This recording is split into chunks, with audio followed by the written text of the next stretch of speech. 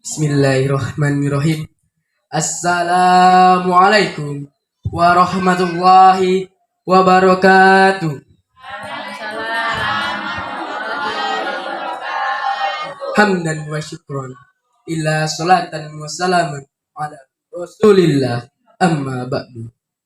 Puji syukur kita panjatkan kehadirat Allah subhanahu wa ta'ala, yang mana yang telah memberikan rahmat serta hidayahnya kepada kita semua, sehingga kita dapat berkumpul di MTS Darut Taqwa yang kita cintai ini. Salawat dan salam kita kirimkan buat junjungan alam, revolusi alam, yakni Nabi Muhammad SAW.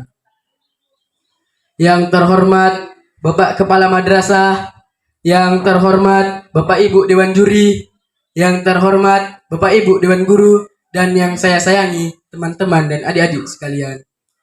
Pada kesempatan ini, perkenankanlah saya menyampaikan sebuah pidato yang berjudul Rasulullah sebagai suri tauladan bagi umat manusia. Hadirin dan hadirat, calon penghuni surganya Allah, sebagaimana kita ketahui bahwa Rasulullah adalah akhlak yang paling tinggi dan berbuat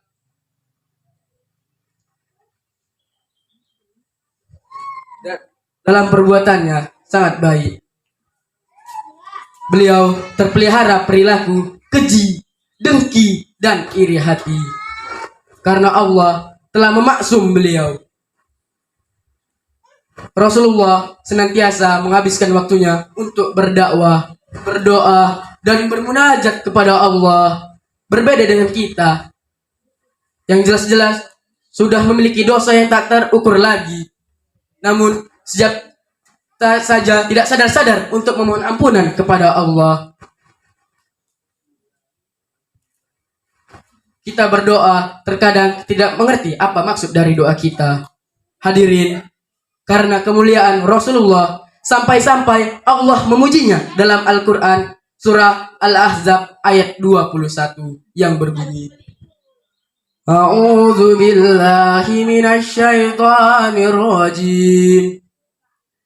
Laqad kana lakum fi rasulillahi uswatun hasanah liman kana yarjullaha wal yawmal akhir wa dzakarallaha katsira. Artinya, sungguh telah ada pada diri Rasulullah suri tauladan yang baik bagimu dan orang-orang yang mengharap rahmat Allah dan kedatangan hari kiamat, dan yang banyak mengingat Allah. Hadirin, ayat tadi benar-benar menyuruh kita untuk menjadikan Rasulullah sebagai suri tauladan satu-satunya. Bukan orang lain, bukan para artis, bukan para penyanyi, bukan siapa-siapa, tetapi Nabi yang paling agung, yakni Nabi Muhammad SAW. Jika kita mengaku mencintainya, maka tanpa disuruh pun kita pasti akan melaksanakan sunnahnya dengan ikhlas, dengan tulus hati, tanpa paksaan. Banyak sekali saat ini umat yang mengaku hanya lain di mulut, lain di hati, mengaku mencintai Nabi hanya di mulut saja. Namun kita seringkali meninggalkan sunnah-sunnahnya. Hadirin, barang siapa berbohong, barang siapa yang mengaku mencintai Nabi Muhammad SAW, namun ia meninggalkan sunnah-sunnahnya, maka ia adalah pembohong. Hadirin, maukah kita disebut sebagai pembohong? Coba renungkan. Jika kita mencintai seseorang, apa yang akan kita lakukan kepadanya? Pasti kita akan selalu mengingatnya. Mau makan, ingat dia. Mau tidur, ingat dia. Mau ngapa-ngapain, ingat dia terus. Dalam otak yang terngiang-ngiang hanya dia.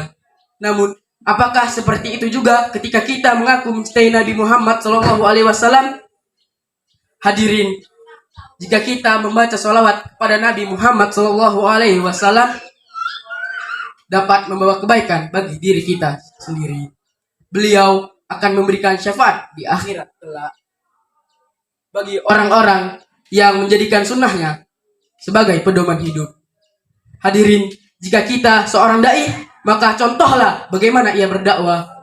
Jika kita seorang pedagang, maka contohlah bagaimana kejujurannya dalam berdagang. Jangan hanya kita sebagai umat Rasulullah tidak mencontoh apapun yang ia lakukan.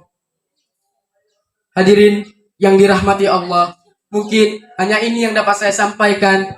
Lebih dan kurangnya mohon dimaafkan. Saya akhiri.